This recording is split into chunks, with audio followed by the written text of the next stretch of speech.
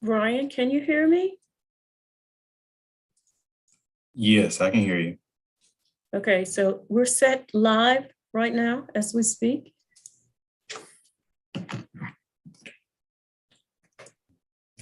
You just let me know when you're ready to let people in and I'll.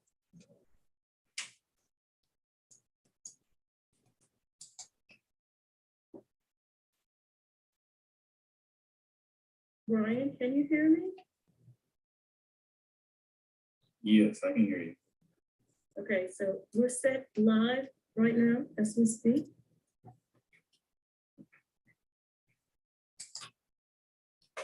You just let me know when you're ready to let people in and I'll.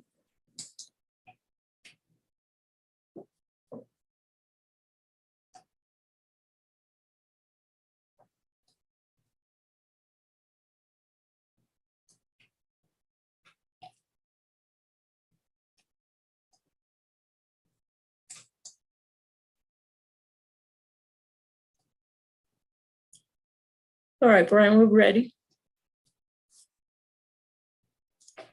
All right.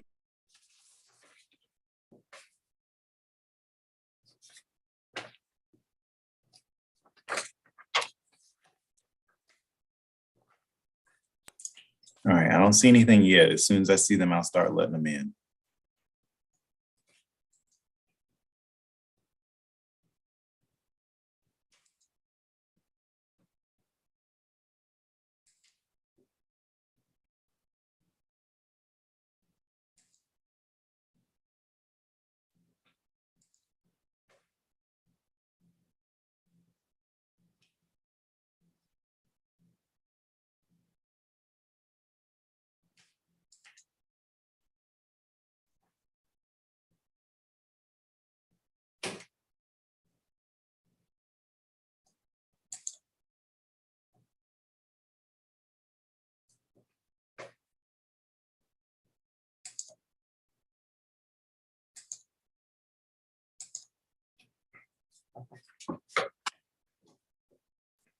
Okay, welcome everyone. We're going to have a few more minutes to let everyone in.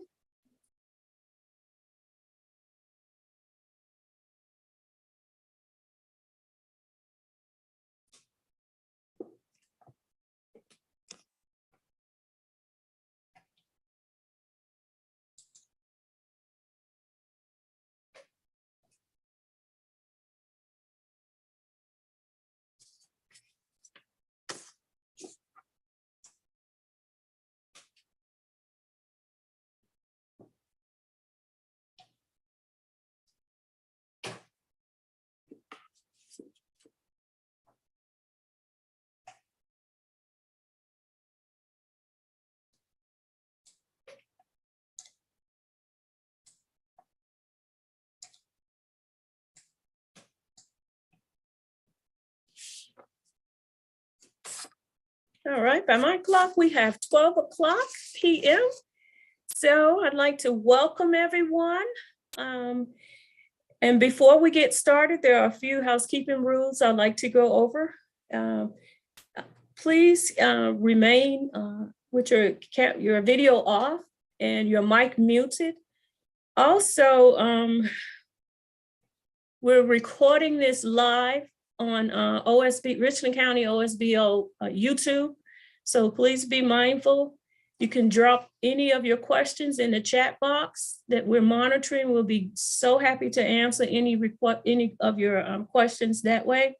And I'd like to also welcome you once again to Richland County Office of Small Business Opportunity. I am Michelle Rosenthal, the Business Development Coordinator. And we are so happy that you are tuning in to our very first live Lunch and Learn. And today is March the 17th, 2022. Once I complete our upcoming events, I will be followed by one of our very own partners of SBA, Angela Brewer. And Angela will be followed by our manager, Pamela Green. So our upcoming events for the month of April, starting on the 21st, will be our second Lunch and Learn, and that will consist of Zach Kavanaugh. He is the Business Center Director, and he will be discussing the Richland County licenses and the changes that may affect your small businesses or your businesses at large. Next, on the 23rd, we'll be having our next workshop, which will be Your Finances, a deep dive, the impact of your business's decision on growth and expansion. On the 27th, next workshop will be Don't React to Change, Drive It. And in mid-April, we will be releasing our Richland County Seed Grant. We'll be launching, the actual application will be launching. And for more information about the requirements, we have videos out on our website, which is located on richlandcountysc.gov/OSBO. Now we'll be followed by Angela Brewer.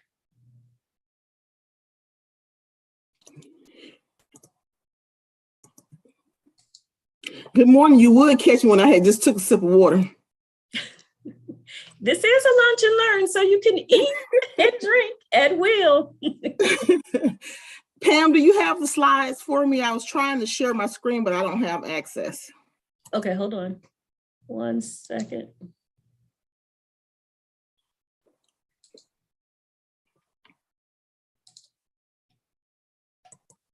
All right, Angela, go ahead.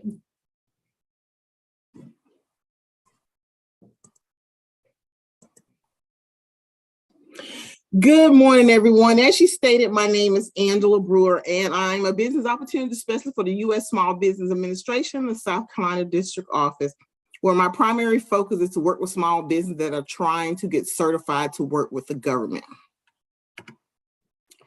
SBA works to ignite change and spark actions so small business can confidently start, grow, expand, and recover. We don't directly do counseling here at SBA, but when we talk about starting, we have resource partners. We have the SBDC, Women's Business Center, and SCORE, and VBOC that help us with our start part. Then we have the grow and expand part where you get certified to do federal contract work. We have loan programs, and we have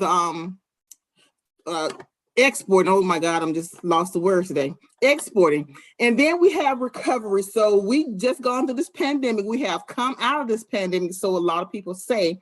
So that is the only time SBA do direct lending. So we have the recovery piece of it. If you're interested in more on SBA programs and services, I'm the Richland County Office of Small Business Opportunity have these slides, these presentations. You can click on these hyperlink and it'll take you directly to the website, and you can see the different programs and services the SBA offers. And here's our contact information. If you need SBA, we are still answering questions about the EIDL, so you can reach out to one of our offices. We have our main office here in Columbia. We have an alternative work site where area manager William Firm is in Charleston. And then we have another alternative work site that we just opened in Duncan, South Carolina. So if you need SBA for any reason, have any questions, please reach out to our office. Thank you so much for having me on. Thank you, Angela. Stop sharing. Next, we'll have. Am I still sharing? Yes, you're still streaming and we still see your slide. I'm trying to. Oh, technology.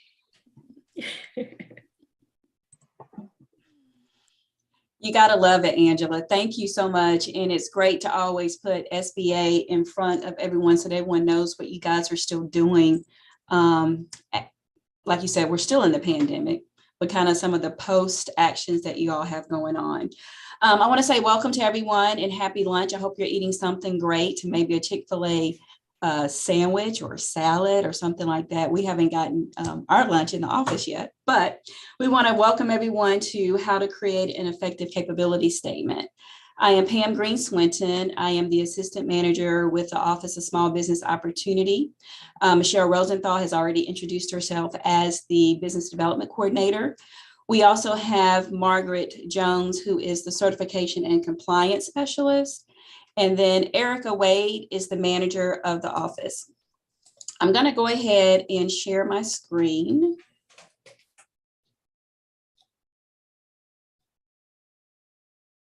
And Michelle, I just need for you to make sure I'm a host because it's not letting me share. Okay.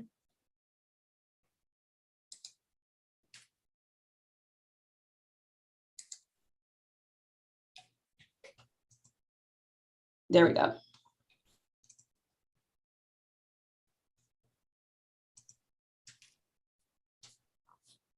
Okay, I want to make sure that everyone can see my screen. We're good. Awesome. All right. We're excited to be able to bring you the first in our Lunch and Learn series. As Michelle already stated, every third Thursday of each month, we will be bringing some tidbits of information in different areas that we found to be beneficial to small businesses. So today we're going to talk about creating a capability statement. And before I actually get into that, we always want to make sure that you guys are aware of the mission of our office. And I just want to highlight just a couple things in our mission is that our goal here is to make sure that we are able to provide a database of a variety of different small businesses to be able to basically play into the arenas as far as contracting with Richland County. So we're always looking for small local business enterprises to certify and make a part of that database so that we can actually grow that pool. We work with a number of different other departments with the county, and everyone procures something. So we want to make sure that we're always providing a diverse pool for them to work with. Part of what we do in the office is that, you know, we are advocates. We connect businesses with different programs, with other businesses, with our community partners. We make sure that our businesses are qualified to do business and provide technical trainings and workshops to make it easier for these businesses to compete in the global market. We also provide additional services as listed there as far as helping you with capacity building, contract opportunities. We also provide goal settings on certain projects that are offered at the county, along with networking and other outreach opportunities. This is just a little history. We have ordinances that govern our office. And for our small local businesses, we certify in 6 categories, that being construction, architecture, professional services, non-professional services, engineering, and wholesale services. And as you can see, those are the revenue requirements over a 3-year average that helps to qualify you in those categories. We certify SLBEs, which are small local business enterprises, and we certify emerging small local business enterprises. And pretty much you have to be located in Richland County and have no more than 50 full-time employees and have been in business for at least 1 year. The only difference with our emerging is that firm's gross average revenue cannot exceed $1 million. So let's get into why we're here today. So let's talk about capability statements. What exactly is a capability statement? And one of the things that we'll kind of emphasize throughout this lunch period is when we do a capability statement, we're talking about a snapshot of our business. We want to make sure that it is, concise, but in depth enough to give anyone that's reviewing it a good picture of our business. So it looks to be a 1-page document. It is basically your business resume. It provides an overview of your core capabilities, any experiences, any achievements or awards or accolades that your business has received. And once again, I will say it is clear and concise. It is a summary.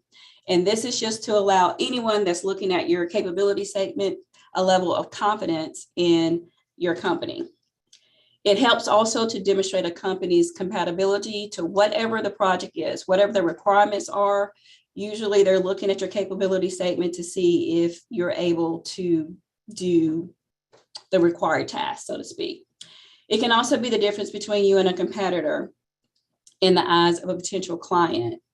Its primary purpose is to assist in obtaining business contracts. And guys, that can be, anywhere from federal, state, local, and some of these private sector and other corporations and organizations. It is also used in financing. It can be a way to attract investors, and it also serves as an element as far as marketing.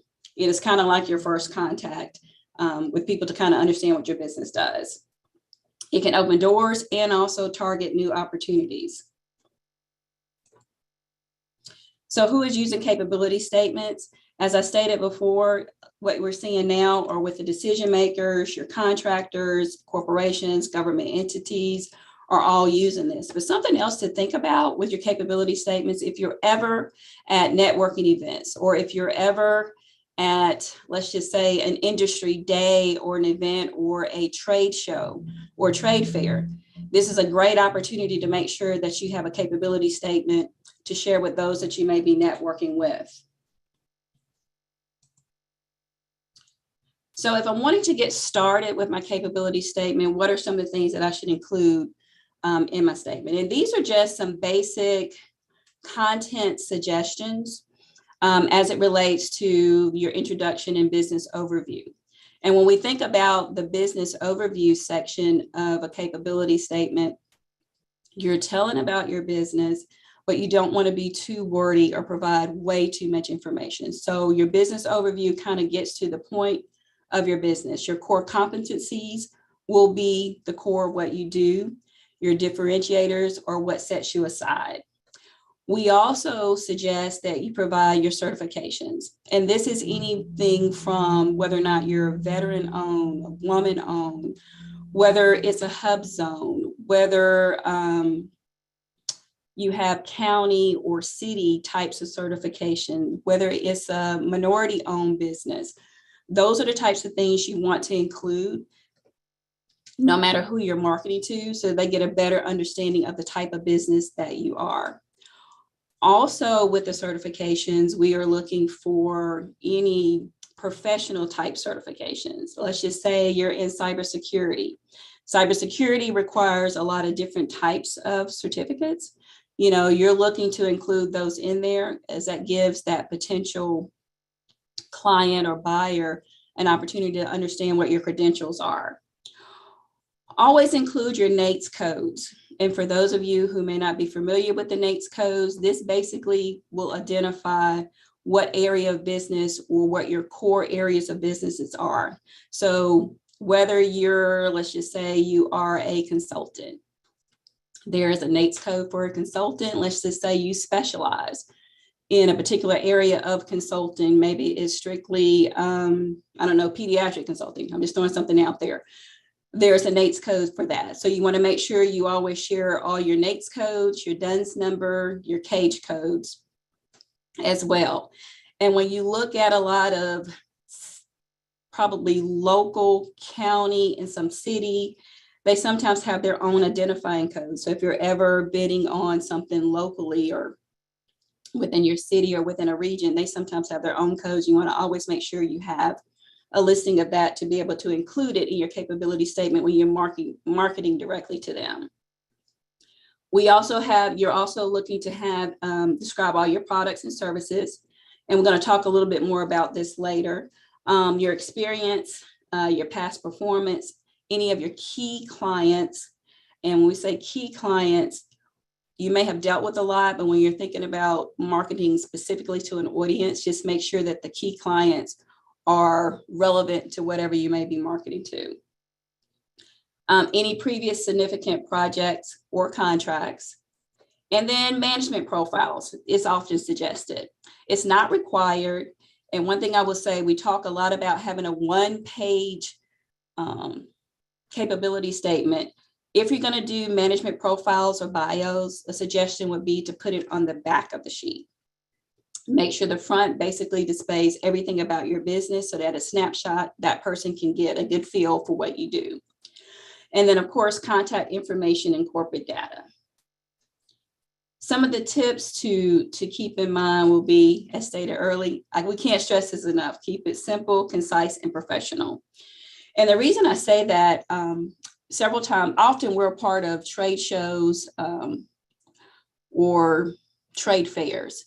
And that is an opportunity. It's your first introduction sometimes with your business to different either government entities or other corporations or some business to business.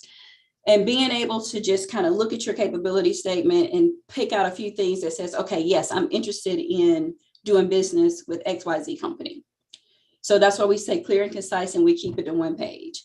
There will be times where your capability statement may expand beyond a page, but usually that's when you're getting more into the bidding process. And you have to supply additional information. But for the gist of today, let's work on the one pager, which is your first introduction to a lot of folks. You want to keep it visually appealing. So I love pictures, as long as the pictures have a lot to do with what you do for your business. So any graphics that will really reflect your business or your brand, use that whenever possible. But just make sure the graphics are going to support the core of your business. Bullets and short sentences are what is best with most capability statements that tend to be those that get the most attention. We took a moment to take a look at those that may have won contracts and looked at their capability statements, and it was those that kept everything very clear, concise, brief, use bullets, brief sentences. A lot of words being too lengthy, it does lose the reader. And I've been in that position to review some, and if it's just too many words on a page, you kind of go to the next. We recommend highlighting a section or using bold keywords for emphasis in areas that you really, really want to draw attention to.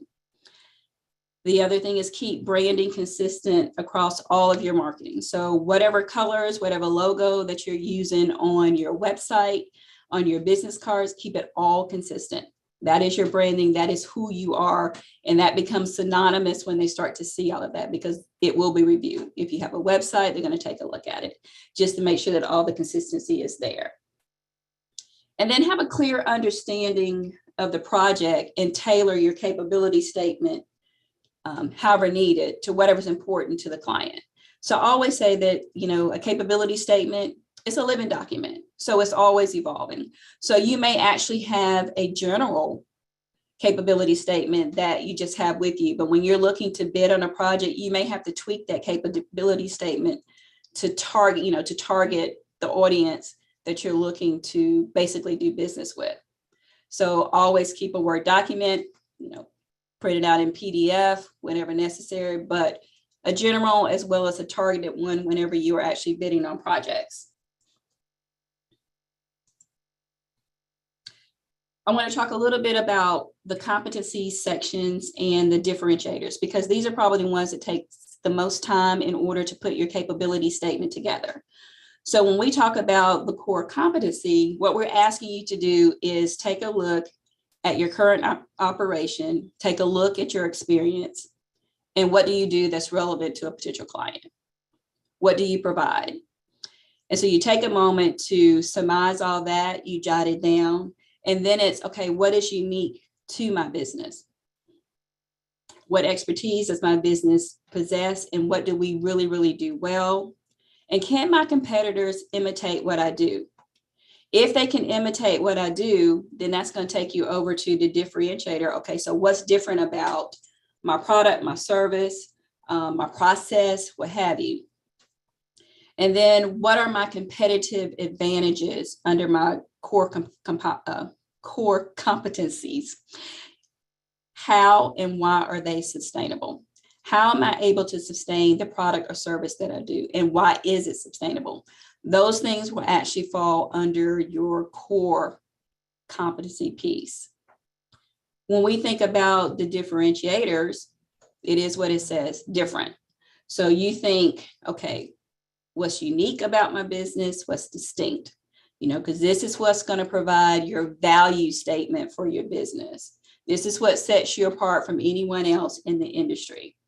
So some of the questions you ask yourself when putting this section together is, okay, how are we different from the competition? And be able to list it, but we're still keeping this brief, but it's something that really needs to stand out. Does my business offer an innovative process or tool that no other person in this industry does? Let's just say that you're maybe doing something in the janitorial field. Maybe you offer a certain type of cleaning solution, that's green, that no other company, offers. It could have been something you created. That's something that would differentiate you in the industry. What advantages does my business team offer versus my competitor? And that's really key. So you take a look at the folks on your team. What is it about your team that's different from another? And let's just say you're the only person on your team, then it comes back to you. What is different about you, versus another company? Why do clients do business with my company? If you take a look at, all the folks that you've serviced along the way, why are they with you? What keeps them there? What are the benefits of your product and services? Why are we the best company to respond to the needs of the client? Let's just say you're bidding on something. Why am I the best company to bid on this project? If I'm a consultant, why am I the best consultant to be able to provide this particular service? Maybe I bring certain industry relationships to a corporation or to a business. Having been in business for, say, a number of years, I've developed relationships along the way. That could be a differentiator for you. Maybe there are certain awards and accolades that you've received in your industry. You need to list those because those are things that will stand out. What makes my business product or service a better solution? And I think we have to put a lot of thought into why is it better? Sometimes we're in industries where we do a lot of the same and it's only really, really minute things that separate us. So we have to really take a look at why is our service or product better? Maybe you have facilities, equipment, or access to suppliers. That's going to basically put you a step above another competitor. And then any experience that you bring to the table or your key personnel brings to the table would also be included as part of a differentiator. I just want to stop for a second. Do we have any questions? I think I saw something in the chat.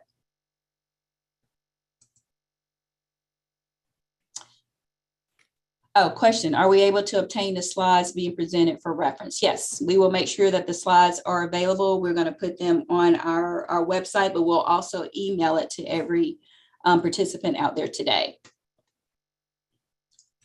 Are there any other questions on core competencies or differentiators before I continue?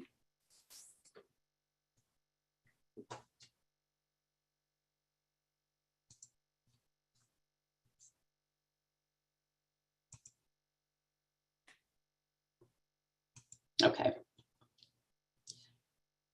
Another section deals with experience, clients, past performance. And when we take a look at this section, this is where you're able to basically say, hey, I'm it. I'm the bomb, I'm this, I'm that.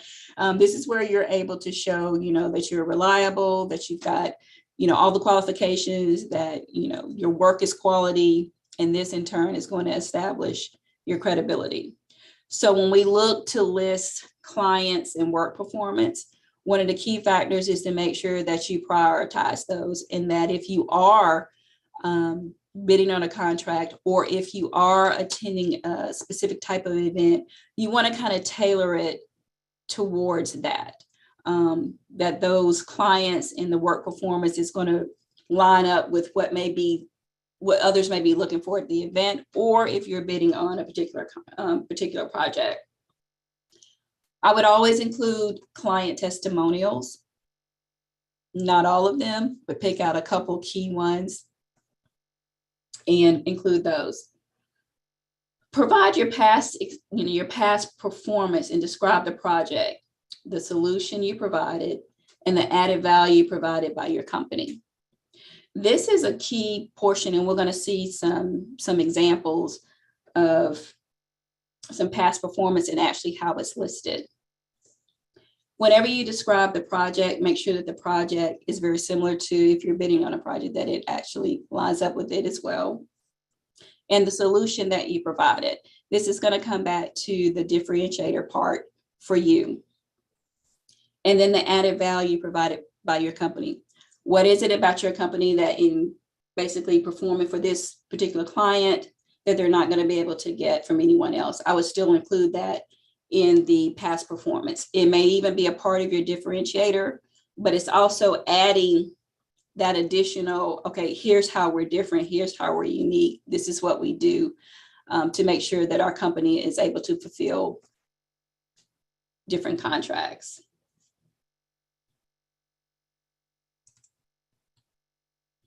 So we wanted to provide a few sample capability statements. And these are just things we pulled offline, took a look at a lot of different ones. But what we wanted to do is just draw attention to the key components in the different capability statements, from the company overview to a company may decide that they want to say, okay, let me talk about us instead of company overview. That's up to you. But we just kind of provide just a framing. Your core competencies, as you take a look at the first slide, they've listed those by way of check marks. Whereas on the next slide beside it, they've listed their key differentiators. They're going to give an example and talk a little bit about it, but they're still going to keep that very, very concise. So you can see just the differences there.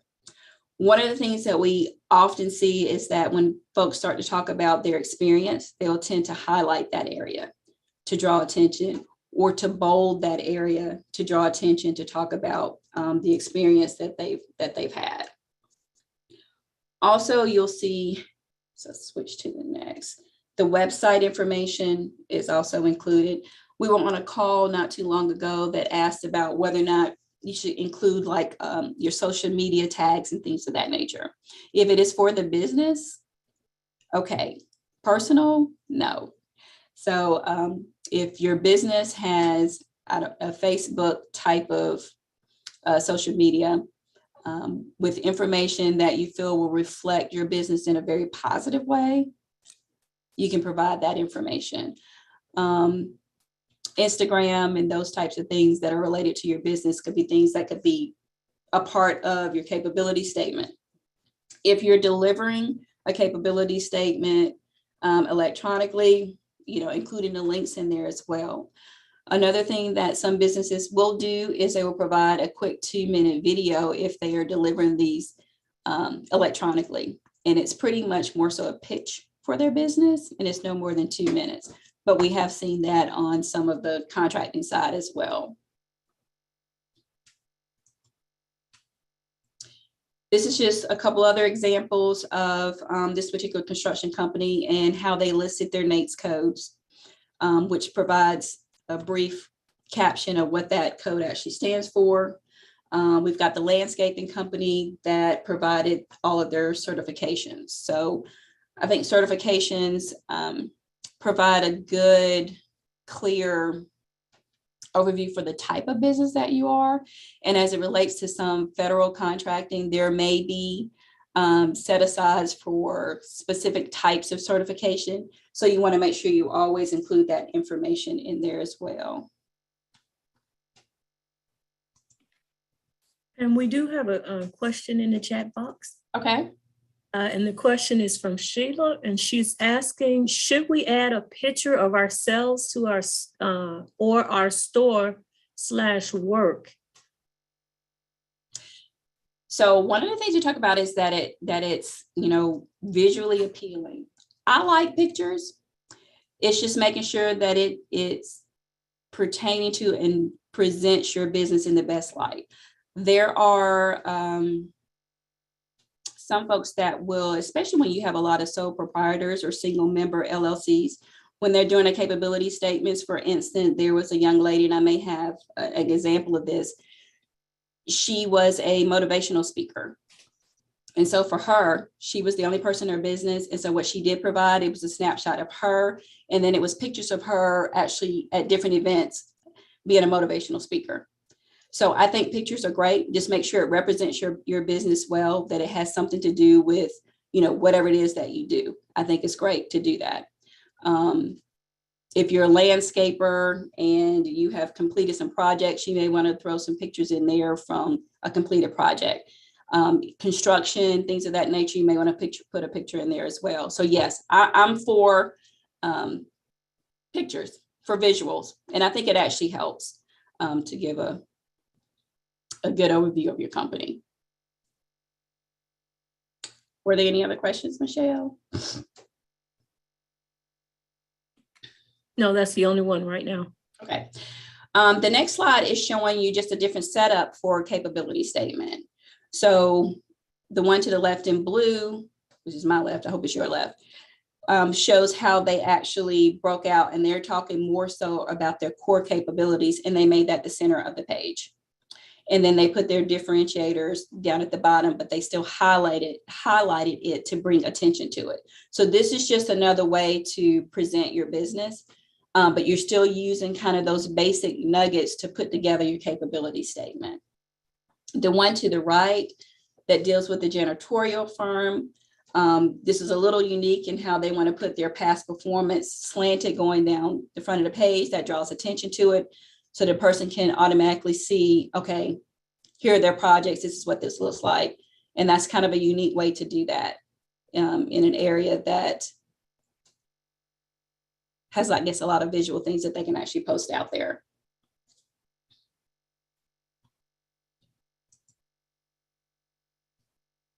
Okay.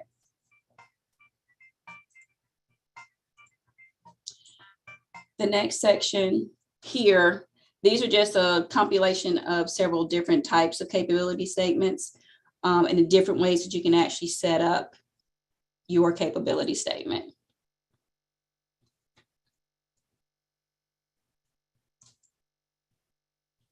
And this is what I referenced earlier. The person actually was this is actually the one who was a motivational speaker, but I found one that was similar to that, where she actually posted the pictures of her being at different events, her actually doing a virtual event. She has a picture of that.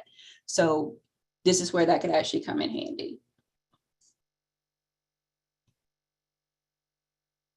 And another thing that I like is whenever she put in her company data, and she listed all of her certification and NAICS codes, and she lumped all those together in one section and used dividers. So this is kind of a different way to put this together as well.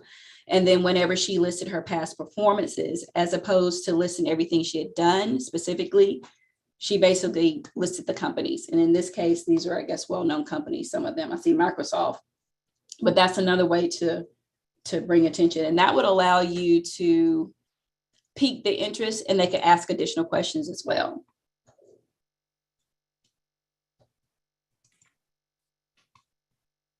So one of the things that we are going to do is we are going to email a capability statement template to everyone that's on the call today.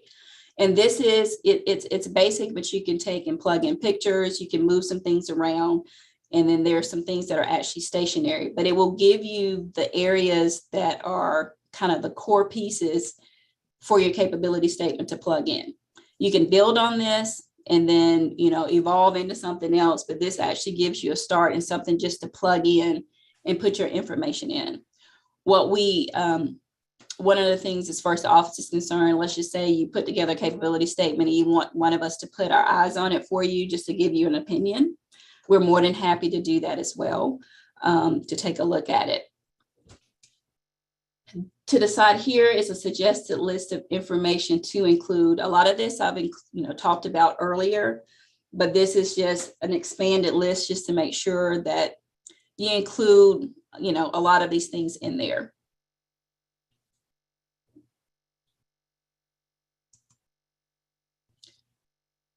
Are there any questions? I saw someone said, thank you for sharing the slides. A sample, yes, love samples. Pam, this is Angela. I have a quick statement I need to make. Yeah. The DUNS number I see that was on just about all of those capability statements. Mm-hmm. DUNS is going away as of April the 4th. It will now be called UEI. If you have a DUNS number in SAM, or you have DSBS, you should start seeing your UEI, unique entity identifier, that should be showing up on your page now.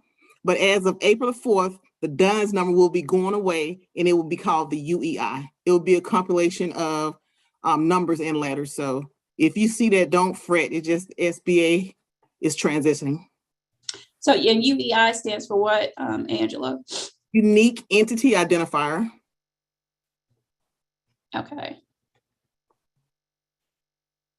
And one quick question while I have you on here, I guess this was sent to me individually. What is a CAGE code? CAGE code, and I just looked it up. It's called Commercial and Government Entity Code.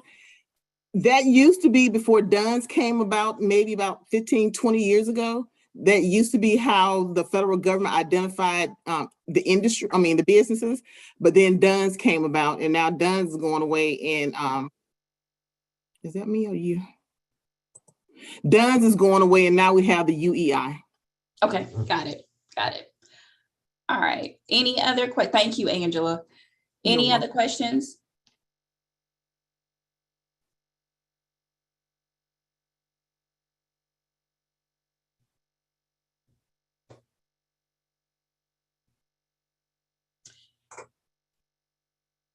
So we have a question from Angela McCord. We are a small shop in the entertainment industry. So were you asking a question about something specific to entertainment, Angela? Okay, yeah, the capability statement can also be used as advertisement. Yes, it can.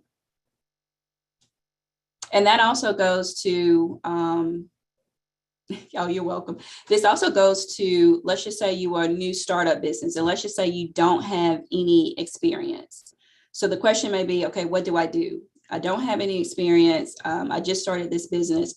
And what we usually say is take a look at, okay, what experience do you have in the industry that you just walked into, or the business you just started? Let's just say you work with a company that does what you've decided now to go out and do on your own. Use those experiences in your capability statement. So I think questions are, I'm startup, I'm new. Should I really have a capability statement? Yes. Also include your education and any credentials that you could possibly, have that pertain to your new business. You want to put that in there. I'm trying to also monitor the questions. Okay, I'll help you with the questions, Pam. Yeah. We have a question, more of a statement from Lee Moultrie.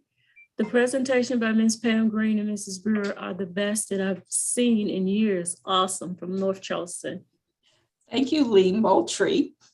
I paid him to say that. Anything to do with it.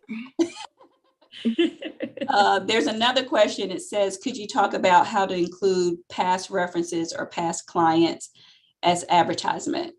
How do we include those? So what I will do is I'm going to go back on my slides.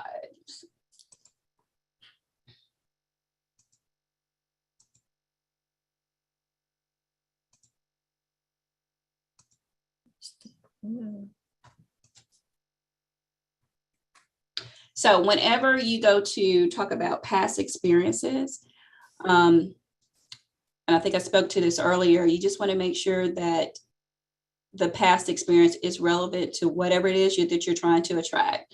So I would list the name of the company. There's a question as to if it's a person, an actual individual, you want to make sure it's okay to put their name out there, but you would actually list that, and then you would break it back into kind of a couple of areas, and I'll show you here. So with your past performance, describe what you did for that client, the solution that you were able to bring to the table. So take a look at, okay, what was needed?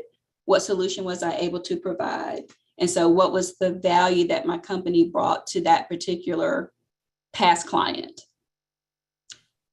And there's an actual section for that. And that is under, you can put that under the experience piece whenever you put in your past clients. If you have pictures, include those in there if it's relevant.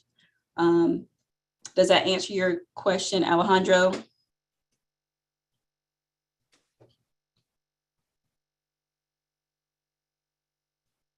Okay. The next is testimonials can take up a bit of space. It might be better to provide a link to your LinkedIn profile or company page for this. And Richard, that's actually a good idea to do that. If for some reason, if you wanted to provide, some brief testimonials, let's just say you're somewhere where, electronically they may not be able to pull that, I would still provide something very brief, but I am in agreement that they can take up a bit of space, but maybe you capture one that's the essence of the best testimonial for your business and include that on your capability statement. But I do like providing a link to your LinkedIn profile or company page. Very good.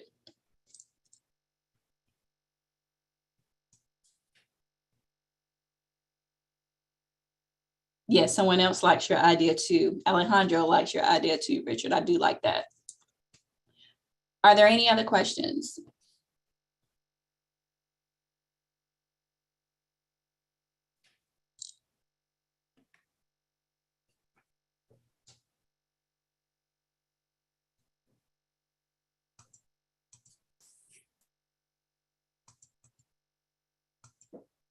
Okay. If there aren't any, I'm going to say going once, going twice. It's gone.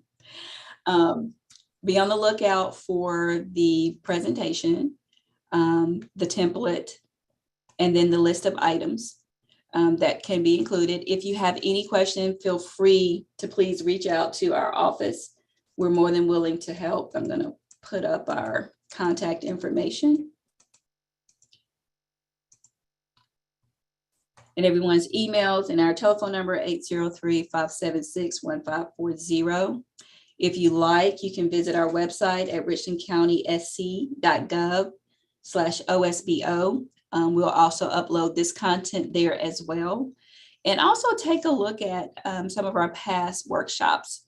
One of the things I want to throw out there is probably last month, we did a workshop on Cash App Me the right way.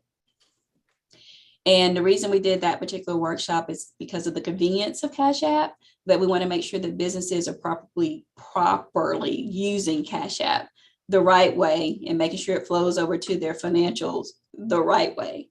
So if you get an opportunity, take a look at some of the previous workshops, because we're trying to make sure we upload all the information on our workshop out there to provide a source for you guys.